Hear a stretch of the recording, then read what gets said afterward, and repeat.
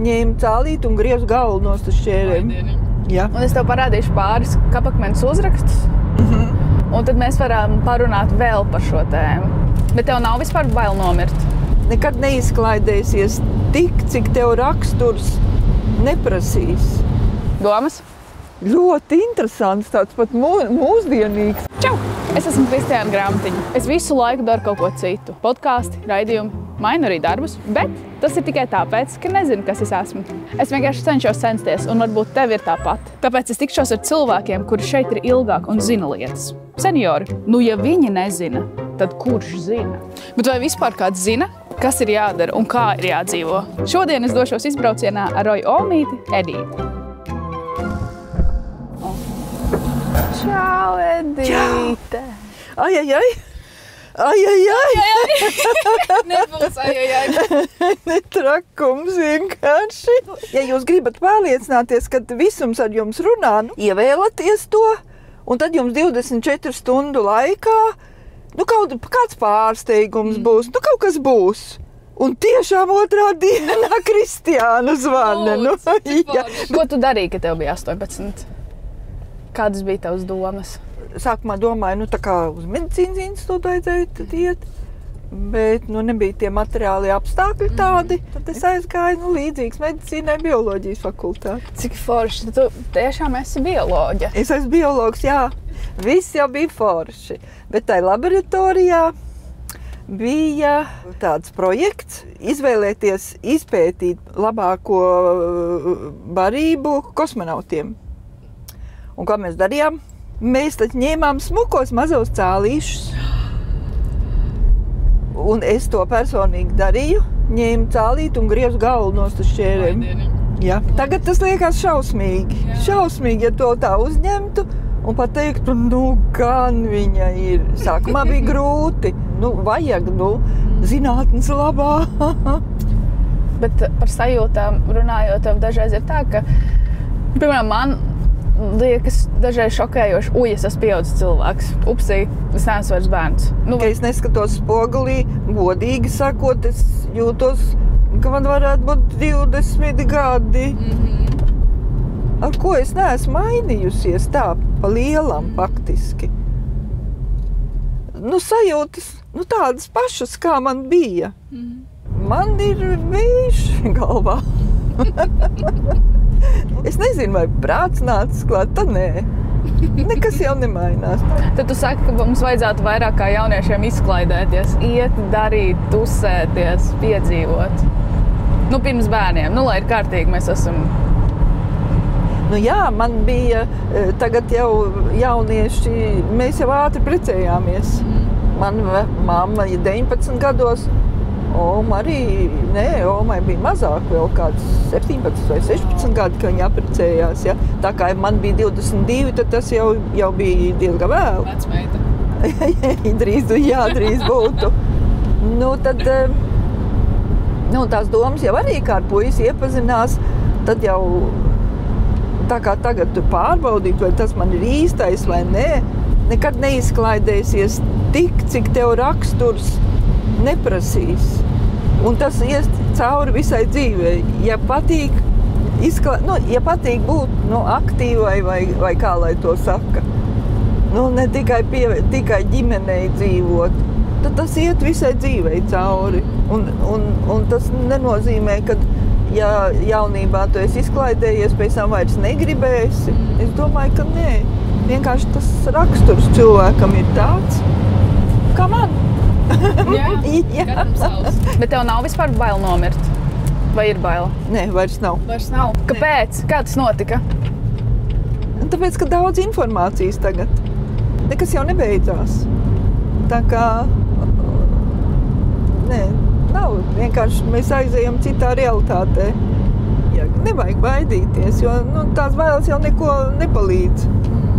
Tās vienkārši noved stresā, tas galīgi nevajadzīgs ir. Ja to var nebaidīties, tas jau arī ir jautājums. Es ko domāju vienmēr, kāpēc mēs tā raudam, kāpēc mēs tā, mums jau sevi žēl, ne jau to, kas aiziet. Mums žēl, ka dažāds iemesls var būt, kāpēc žēl, bet principā mēs sevi žēlojam tajā brīdī, jā. Iemesls, kāpēc es tev jautāju vispār par nāvi, un ir tāds, ka es tiešām arī daudz par to domāju, jo es jau minēju, ka es gribu nodzīvot tādu labu dzīvi, un es gribu saprast, kā pavadīt šo dzīvi labā veidā. Un es arī gribētu nodzīvot šo dzīvi tā, ka es nomirstu, lai uz mana kapakmens var uzrakstīt kaut ko vairāk, par vārdu, uzvārdu, un tur miršanas gadu un dzimšanas gadu. Un jā, tādēļ es domāju tev aizvest uz maniem mīļākajiem kapiem, kas ir parks. Un es tev parādīšu pāris kapakmeņus uzrakstus, un tad mēs varam parunāt vēl par šo tēmu. Labi. Jā. Tev liekas svarīgi ir kādās kleitās mūsu taisaulē? Jā. Man piemēram gribās, lai man brillēs, lai man atpazīst. Citādi... Lai tu pati arī atpazīsti, kas tev apkārt tur notiek. Jā. Tev arī ir kostīms, padomā, kā tu gribētu tur? Vēl tā īsti nav, bet lai man uzkrāso, lai man tādu smuku, kaut ko smuku uzvelk, bet pagaidām vēl es tā neesmu izvēlējusies. Jā. Bet iedomājies, cik skaisti mēs esam. Šis tagad ir parks, bet vispār tie ir arī kapi un šeit guļ cilvēki. Un iedomājies, visiem tiem cilvēkiem bija domas, problēmas un pārdomas. Kas tik tur notika tajos laikos un tajās smadzenēs, ne? Jā. Man liekas, tad bija tāda dramatiskāka dzīve, dramatiskākas sajūtas cilvēkiem, tādas kaut kas vieglāks, man liekas, mums tagad ir tomēr. Mēs tieši ar Roju runājām nesen par to, ko varētu paņemt līdzi kapā savā zārkā. Mēs izdomājām no vienas puses, ka tas būtu smieklīgi, ja, piemēram, dot līdzi atkritumus. Lai nav leduskapa veco. Tā. Jā, tādas nevajadzīgās lietas. Jā. Tas tā kā Rojas, jūs jauniešu stilā, tāds humoriņš. Jā, mēs izdomājam, veco leduskapi nevajadzīgo. Vai leduskapī var arī apglabāt? Zārks paliek zārks. Kasts paliek kasts. Vecās riepas. Jā. Edīt, ja mēs dzīvotu mūžīgi, un mēs nekad nenomirtu, vai tev liekas cilvēki tāpatās dzīvotu, kā viņi dzīvo? Viņi dzīvotu tāpat, kā viņi dzīvo, bet viņiem apniktu. Jo daudziem jau senioriem parunā 90-gadīgie, viņiem jau ir apnicis. Viss ir pieredzēts. Visu laiku vienu un to pašu. Nebūtu labi. Bet ja tev, piemēram, iedotu vēl 50 dzīves gadus, bet tādus labus, ka tu jūties labi, un tu vari kustēties, un tu esi sprigana un visi forši, vai tu gribētu vēl dzīvot 50 gadus? Jāpadomā, laiks ir pagājis ātri un viss bija forši, 50 gadi nav daudz, ja tā ņem, bet vai es gribētu vēl 50? Un tad es nezinu, ko es gribētu vēl pieredzēt, lai vēl gribētu 50 gadus dzīvot. Domāju, ka nē. Es saprotu. Jā, kāda jēga. Jā. Zinība bez darba. Muguras pusē abi dzimumi ir bezdarbnieki. Mēmākli un kurli pat klibot nevar uz abām pusēm. Mācies pazīt pats sevi. Tā vēl vienreiz man lūdzu. Jā, zinība bez darba. Muguras pusē abi dzimumi ir bezdarbnieki. Abi dzimumi bezdarbnieki. Jā. Mēmi, akli un kurli. Pat klibot nevar uz abām pusēm. Mācies pazīt pats sevi. Domas? Ļoti interesants, tāds pat mūsdienīgs kaut kā tāds, jā.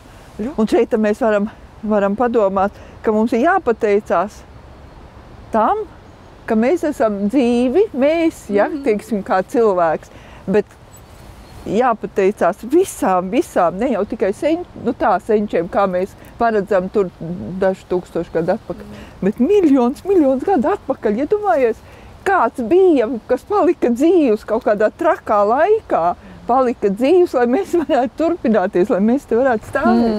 Mums arī jābūt kaut kam, lai turpinātos kaut kas tālāk. Tā ir, jā, interesanti. Šis arī viss. Tu arī gribi, lai es to mājās aizvedu, vai tu paliksi tepat? Es gribu, lai tu man mājās Nu, labi.